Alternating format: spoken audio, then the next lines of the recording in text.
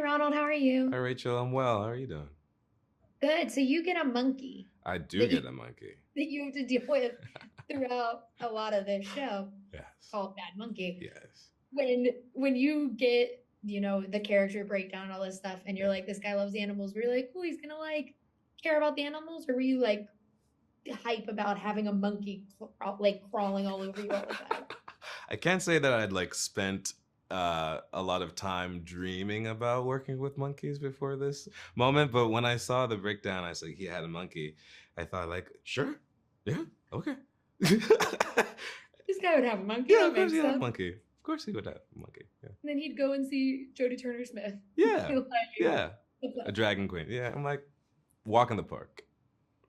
Well, speaking of Jodie Smith, I saw her one time at an event here in New York and literally just like stopped breathing because she's beautiful Stunning. when she comes out of a room. Breathtaking. You get to experience that multiple times on this show Yeah. where she just appears and he doesn't like Neville doesn't move.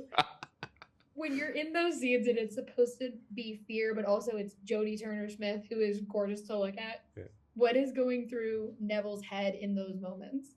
Well, I didn't really have to act. As you said, like you're just kind of like stunned by the beauty and the presence and the wisdom and the huh? And so those were like some of the easiest scenes. I was like, Neville, it me. Like didn't even have to act, just stood there.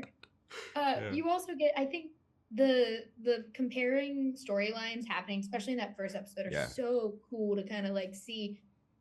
It is so separate though too. So like, did you have conversations with anyone on the other side of things, or was it just kind of keeping that Bahamas storyline going in whatever that direction was, and you wanted to keep it that way? Yeah, it was kind of special in that for the first like 2 months, it was just the Bahamian storyline. Like I'd come to work and that was kind of all I knew. And then when Neville meets Yancey is when in real life, like their storylines meeting is when my experience as an actor was like, oh, now when I go to work, there's a whole other world that's happening.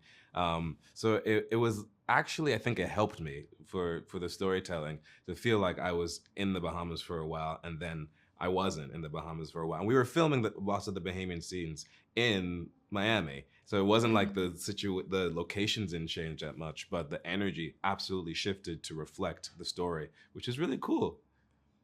Yeah, and one of my favorite scenes is we see, Neville with his friends at a bar, and you can Yeah. just feel the shift change from Yes. like the night before when they're walking around with beers and like talking about the Dragon Queen to when the bar is owned by somebody else. Yes. When you guys are doing those little things and like the whole tension and the shift of emotions happens in those scenes, how do you as an actor prepare for something like that so then we as the audience get to experience it and understand exactly what's going on? It's a beautiful question. I think every actor has their own way into that. I think that being as loose and present and available as possible and like my instrument, which is my body and my truth, is how I did that and how the other brilliant actors did that. We all just got really kind of quiet, silent, figured out what are we trying to say here? It's kind of important. Okay, let's get out of our own ways and just tell the truth of what's happening. And that was how we were able to be as vulnerable and kind of honest and real as the scene demanded. Yeah, and it works so well. Like I love it a lot. Yes. But for my last question, I do have to ask. There's a lot of reasons that he does this. One being the death of an iguana, but also threatening to lose his house. A bunch of different things kind of compound to him pissing in a gas tank. Pissing in the gas tank. So what would it be for you that you would be like, this is what would make me piss in a gas tank? If anyone comes from my friends or my family, I'll piss in your gas tank. I love it. That's perfect. Thank you so much for talking with me. I really love Bad Monkey. I think it's very fun, and I can't wait for everyone to get to see it. Cheers. Thank you so much.